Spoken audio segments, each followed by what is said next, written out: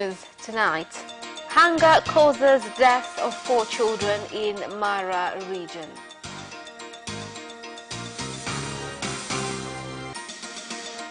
Long-standing dispute between miners and Williamson Diamond Mine resolved.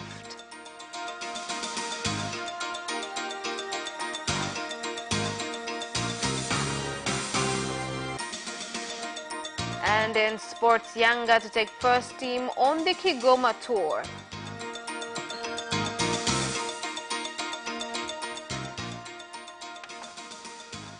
Good evening, this is Capital News at 9:30. My name is Khadija Zimbwe. First, the national news. 4 children from the same family in Machochwe village, Serengeti district, Mara region have died after eating ugali, a stiff porridge made from cassava flour that was not ready for harvest, which is alleged to have contained poison. The meal was made as the family did not have any food, as elephants have eaten their crops. Jamani, sasa nitafanyeje? Na mimi mwenyewe nimeachiwa yatima. I did not know what to do. They had not eaten for a long time, and these children were left to me as orphans. It is just my husband and I remaining, but my husband says nothing whenever I ask him to do with all these children. Others are at the hospital, others disabled, and even the older ones are not doing okay. I had no food and nothing to give them. I had to give them what was there, and now that is the same food that I have left. On the 7th at 1 a.m., I received news of deaths at Mwita Magenda area, where I was informed 4 children had died on the way to the neighboring medical center. After questioning as to the cause, I was told that at 3 p.m. the previous day, after staying with hunger for a long period of time, they ate stiff porridge made from cassava that was not matured, which is known to be poison. 2 others who are in bad state were rushed to a medical center but were not improving, so we referred them to the district hospital, and today is when they've been discharged and are doing better. In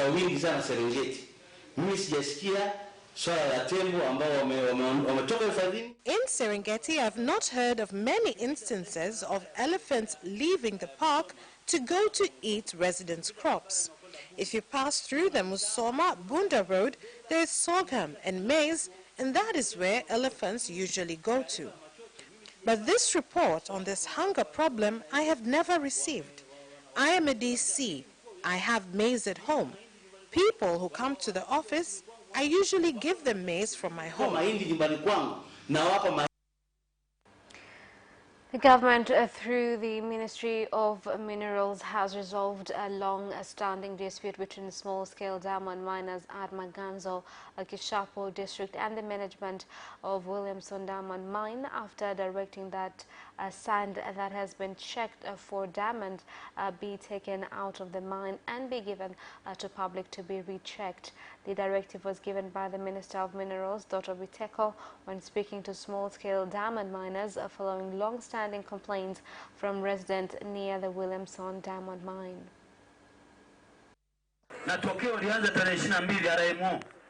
This should start being done on the 22nd.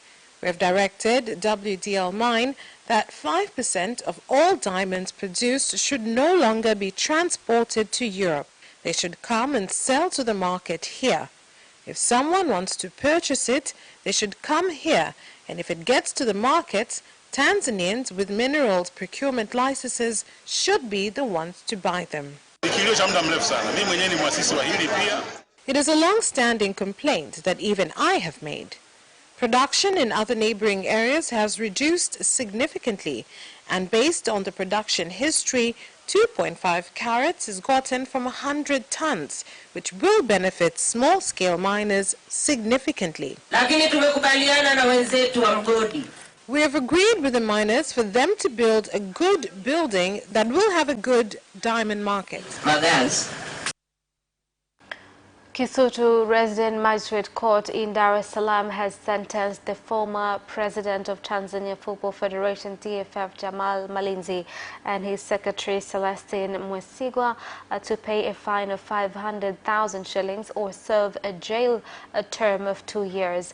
The court has also freed the accountant of TFF Nsiande Mwanga and secretary Flora Rauya after the prosecution failed to prove the charges against them. Reading the verdict, Resident Magistrate Myra Kasonde said that he has gone through evidence from both defense and the prosecution, including 15 witnesses, and found the accused guilty of 2 out of 20 offences, which include a forgery of documents and giving fake documents to the bank.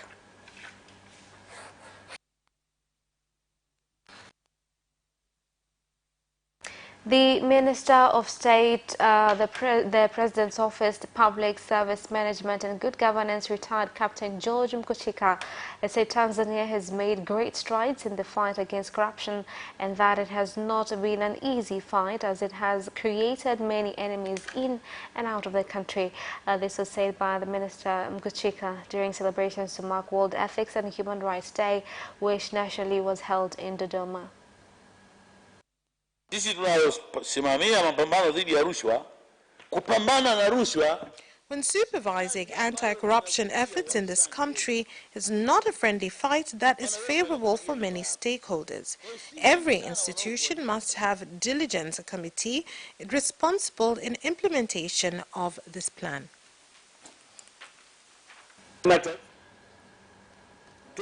The nation has put in place several efforts to ensure that code of ethics are adhered to in order to reduce corruption malpractices and increase accountability. These are all possible due to the fact that principles of good governance are practiced fully. Na misingi ya utawala bora inazingatiwa. Residents from Kanyala village and other areas of 6 islands on Lake Victoria in Buchosa District Council, Mwanza region no longer face challenges they previously faced at Shamba Port after Tanzania Ports Authority constructed a jetty, passenger lounge and cargo storage building at a cost of 1.265 billion shillings. The manager of the ports on Lake Victoria, Maurice Mchindiuza, has said that the new developments will contribute to increased revenue collection. Wananchi baada ya bandari hii kuwepo hapa, people will benefit a lot from this project, including increase in trade activities, because from the Isles people are expecting a lot of fish business, and outside the Isles there will definitely be several business of products that are not found here.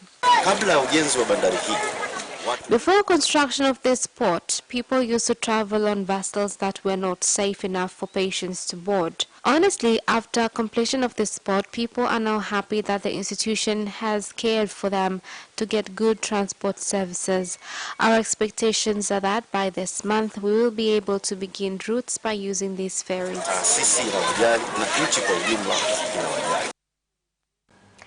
And the Minister of Legal Affairs and Constitution, Ambassador Augustine Mahiga, has said the government recognizes all birth certificates being given to children under 5 years old. This clarification comes after claims that handwritten birth certificates are not legally recognized. Minister Mahiga made a statement in Morogoro after launching the Under 5 Children Registration a program for Morogoro and Coast region.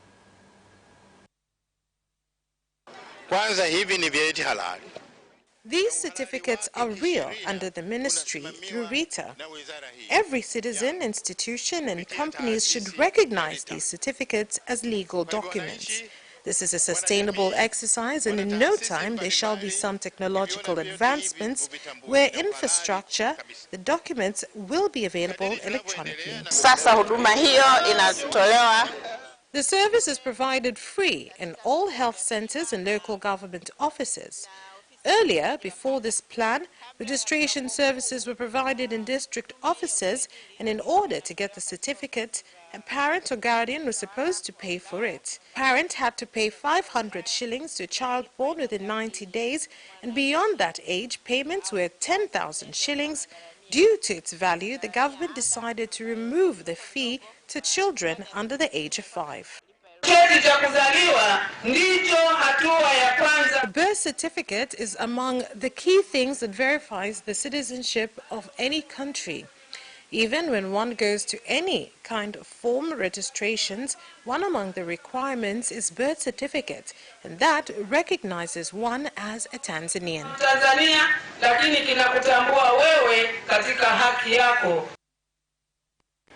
And that is the end of national news. International news follows next.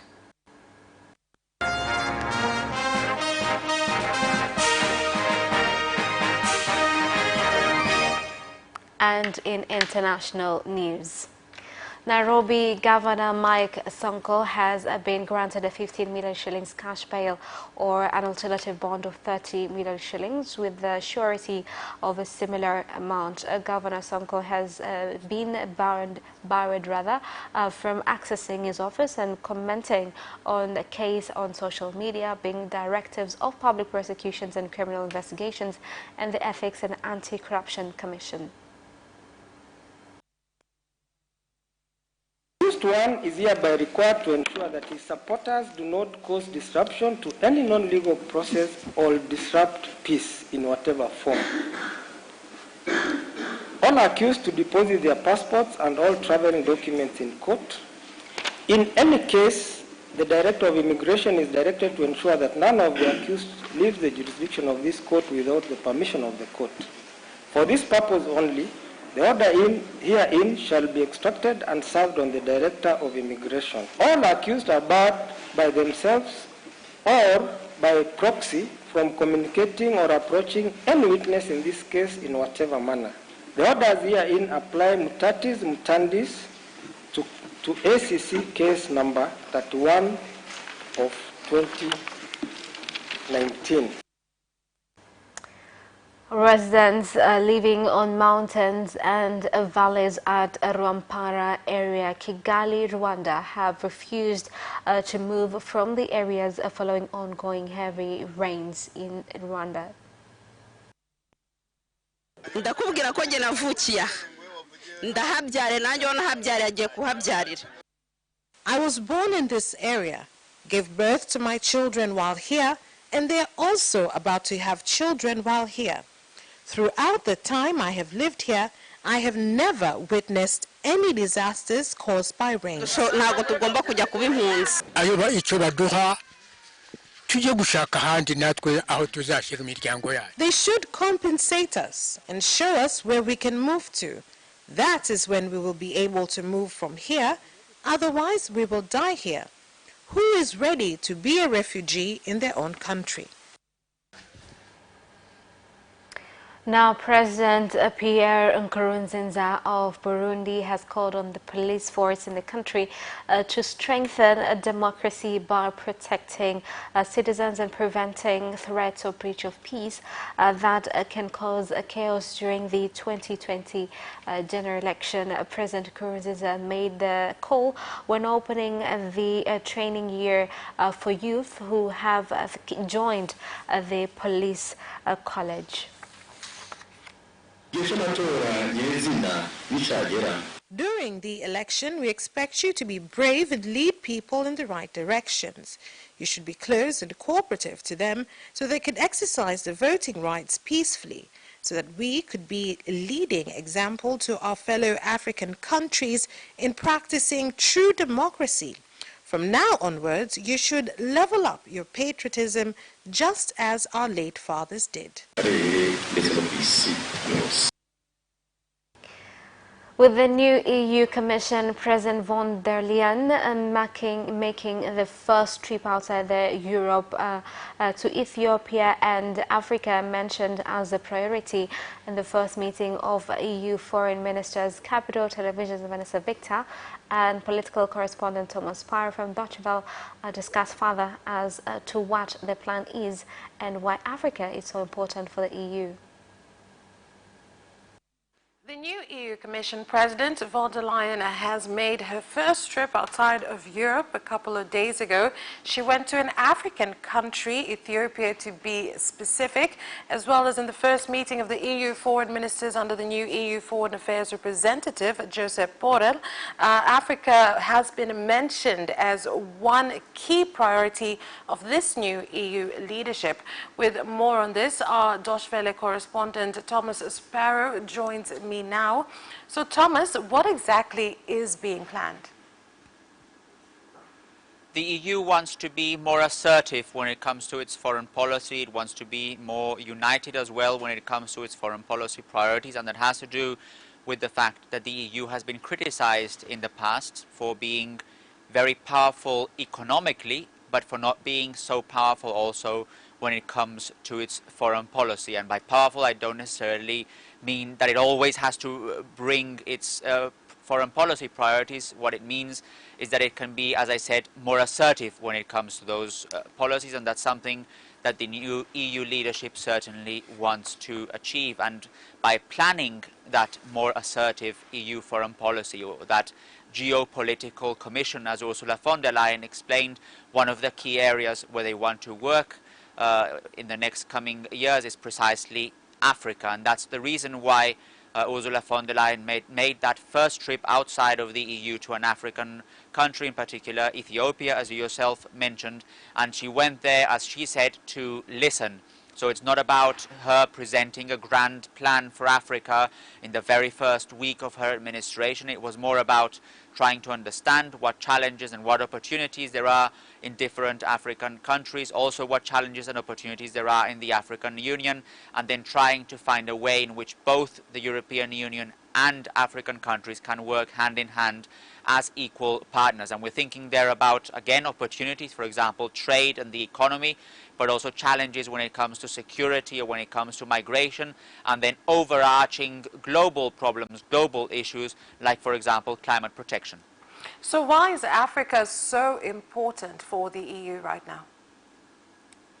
We have to obviously understand the backdrop, and when we're talking about the backdrop, we have to think about migration, the fact that so many migrants, in particular from African countries, have been trying to reach the EU is certainly an issue that has made the EU understand that the challenges that are being faced are shared challenges. In other words, that you cannot face challenges in Europe when it comes to migration if you also don't tackle issues when it comes to some African countries, in particular where those migrants come from. But it would also be naive, let's say, to just focus on migration when we're talking about the EU and Africa. As I said, the idea is to broaden that relationship and understand that there are global challenges that can be tackled together. So is von der Leyen's and the EU's, are the goals or the focus any different from the predecessors?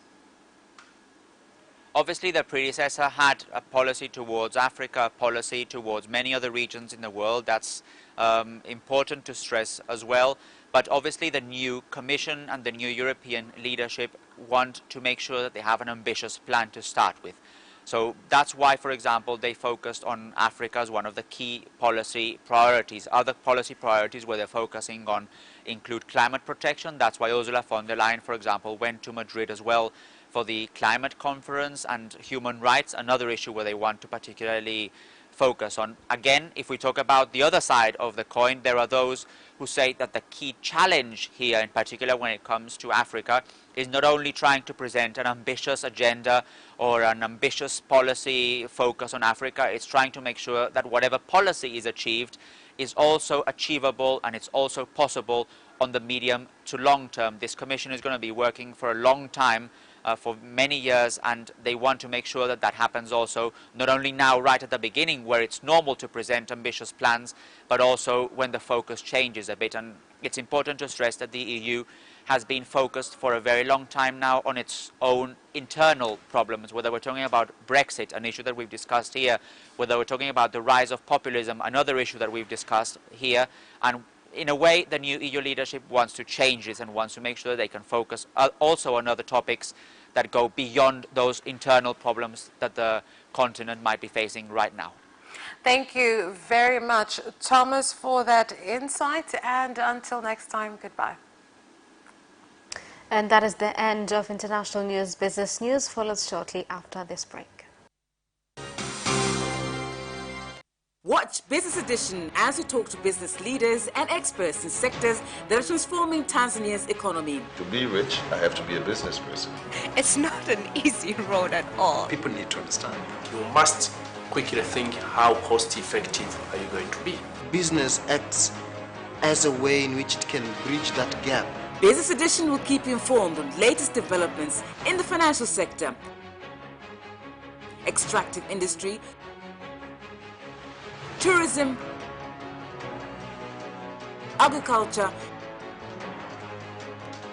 energy, construction, and so much more. Meet entrepreneurs who create employment opportunities. Watch Business Edition on Friday at 8:15 p.m.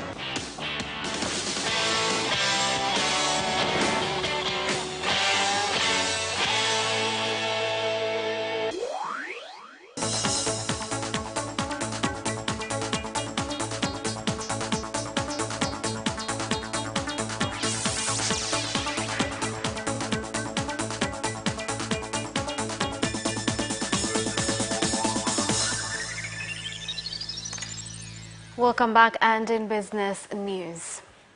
The government has said that it has started to formalize a small recycling business and industries through the Small Industry Development Organization, SIDO, in order to be recognized and get a standards certification. Kwa hiyo wazalishaji mali hawa wamekusanyika hapa. These producers are here with the main target of learning and showcasing their products. We shall give them a special tent at the 2020 International Trade Fair for them to showcase their products. The Director General of Tanzania Bureau of Standards, CBS, has said during the 4 years of fifth phase government, the institution has succeeded to a great extent in ensuring quality standards are adhered to by producers as well as imports, and that this has been contributed by public education. Nikiri kwamba nguo za ndani zinatupa changamoto. Tunajitahidi sana. I can confirm that undergarments are giving us challenges, although we have been putting measures to remove them from our markets. But whenever one passes around Manzese and other areas, you will still find them. We have about 478 TBS staff countrywide. Thus, it is impossible for this whole group to concentrate on one angle alone, because everything that surrounds us involves TBS. Kila unachokiona asubuhi ujue kina TBS imo ndani yake. The number of shops which have been closed after being found selling fake seeds in Beira region has gone down from 11 last season to 1 this season. A Tanzania official seed certification institute, TOSI, has said that there has been contributed by measures being taken by various stakeholders to control the problem. In last year's inspections, we managed to close down more than 11 shops and seize 20 permits of seed sales, but in this year, we only closed 1 shop. This shows that our shops have stopped selling poor quality seeds in our markets. These inspections do help us a lot, because in Tukuyu, we used to sell a few amounts of seeds in one season. We do not reach even 20 tons. By this year, we sold 30 tons of seeds to Tukuyu. Kwa muda mfupi tu, kwa sababu zile mbegu feki ambazo zilikuwa zinauzwa Tukuyu sasa hivi hazipo. And that is the end of business news. Sports news follows up next after the break. Away first time, good start from Bolt. Bolt leading a moment of going away. Gay trying to go with him, and he's being dragged through the second place, but he's going to win it by 2 meters. Away first time, good start from Bolt. Bolt leading a moment of going away. Gay trying to go with him, and he's being dragged through the second place, but he's going to win it by 2 meters.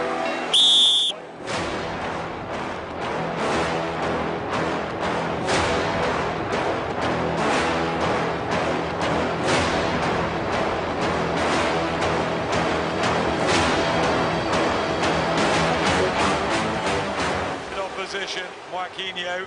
He did lose to Lynn.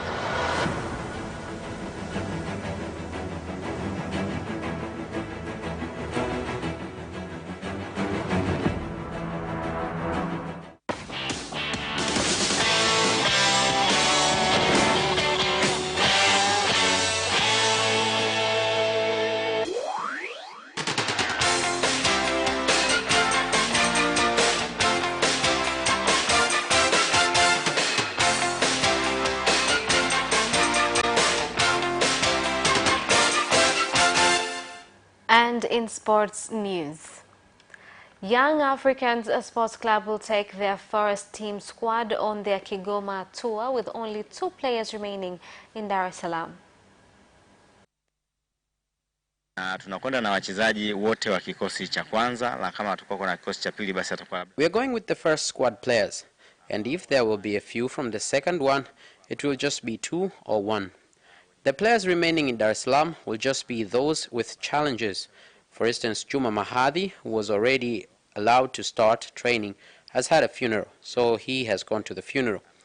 Also, Paul Godfrey has started training, but he's not fit enough, so we cannot go with him there because we are going with players that are going to play. Mazoezi mpaka tutakaporudi, na pengine mwalimu ikimpendeza zaidi tunaweza tukawa naye kwenye mechi ya kombe la FA. Basketball stakeholders in the country have been urged to educate the society on opportunities in sport to individuals and communities in the country. Educating in the sense that basketball or any sport, right, it's a key, it's a tool, right? So, for example, when we teach youth through Kupa Foundation, there's 5 pillars when it comes to basketball that you can learn through education. So it's discipline, right? Being disciplined about your actions, being disciplined about, your schedule, teamwork, right? Communication, being able to communicate, right? Respect, and having a competitive and a winning mindset in life, right? So when you mix all those things together, it comes under the umbrella of education. Education in the sense that you know what basketball is playing a role in your life, right? And having a long-term perspective on how can this opportunity open many doors for me down the road. Carlo Ancelotti has been sacked as Napoli manager despite leading the Italian side to the knockout stages of the Champions League last night. Hat-trick from Icardius Milik against Belgian side Genk ended a 9-match winless run in all competitions to ensure Napoli went through as runners-up in Group E behind Liverpool, although it was not enough to save the former Chelsea manager's position. Napoli has decided to revoke the role of technical manager of the first team from Mr. Carlo Ancelotti, read a statement on Twitter. The former Milan manager Gennaro Gattuso is the hot favorite to take over from Ancelotti, who has been linked with vacancies at Arsenal and Everton in recent days. Ancelotti said after the 4-0 win over Genk that he had been due to meet club owner De Laurentiis on today. And Jose Mourinho says he has banned his Tottenham players from watching the video nasty of their 7-2 Champions League home defeat by Bayern Munich in October, which represented one of the final cuts of his managerial predecessor Mauricio Pochettino. Mourinho is in Munich for tonight's return Group B fixture, although there is not the same degree of jeopardy given that both clubs have already qualified for the knockout rounds. Bayern have suffered back-to-back Bundesliga defeats and are in turmoil as they lag 7th in their domestic division, but to Mourinho the recent past was not a principal concern. Mourinho has left 10 players in London, resting Sergio Aurier, Jan Vertonghen, Dele Alli and Harry Kane. In addition, Hugo Lloris, Michel Vorm, Ben Davies, Harry Winks, Tanguy Ndombele and Eric Lamela are injured. And that sports item ends our news bulletin for tonight. My name is Khadija Zimbwe. Thank you for watching and a good night.